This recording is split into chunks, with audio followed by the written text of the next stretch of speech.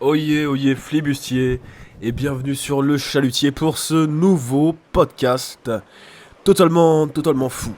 Alors aujourd'hui, nous avons un invité très spécial, le célèbre sexologue Jean Cultamer, et nous allons débattre d'un sujet à la fois intrigant et hilarant, s'auto-sucer.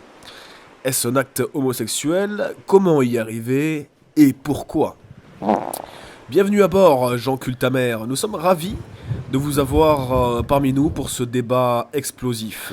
Et merci beaucoup pour l'invitation, l'amiral, et je suis content. Bonsoir, bonjour à tous les auditeurs du Chalutier. C'est un honneur et c'est une excellente question. Permettez-moi de démystifier cela une fois pour toutes. Alors, s'auto-sucer, c'est une pratique sexuelle qui concerne un individu et son propre corps, son anatomie. Ainsi, cela ne peut être classé comme un acte homosexuel, car cela nécessite pas la présence de notre personne du même sexe. Effectivement. C'est le point. Oui, donc c'est un peu comme on va dire la masturbation, la branlette. Oui, Il s'agit davantage d'un acte d'autosatisfaction plutôt qu'une question d'orientation sexuelle.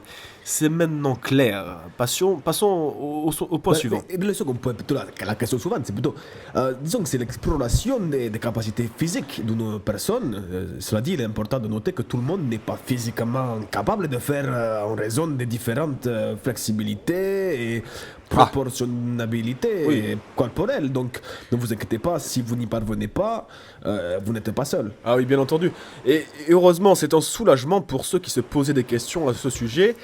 Mais maintenant, la grande question reste comment y arriver. Des conseils pratiques, Jean, à nous donner? Allez, c'est une question qui met au défi toute l'imagination. Tout d'abord, il est essentiel d'explorer votre propre corps et d'apprendre à connaître vos limites. Et la souplesse, c'est la clé ici. Ou alors, peut-être vos origines. Mais pourquoi ne pas essayer des exercices d'étirement réguliers pour augmenter votre souplesse répétitivement, voilà.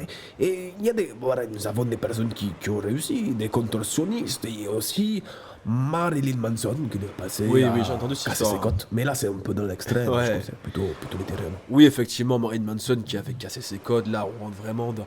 Honnêtement, là, moi, je trouve vraiment, c'est vraiment pédé, ce truc-là, voilà, se casser les côtes.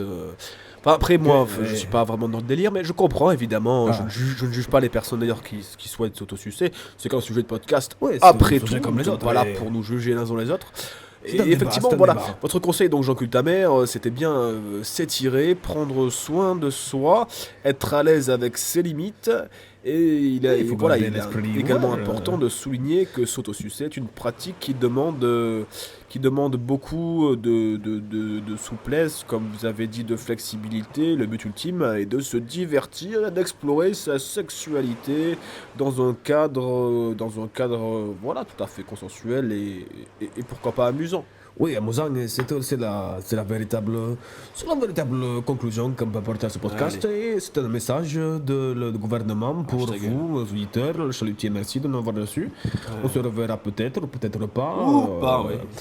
Et à très vite. Oui, allez, adieu. Merci Jean pour cette intervention. Merci à nos sponsors, au ministère de l'Éducation. Et on rappelle à nos auditeurs qu'il est important de porter le masque dans les transports et d'aller faire son rappel de vaccination. Allez, le plus important, prenez soin de vos tulipes. Et à très bientôt pour un nouveau podcast sur le chalutier.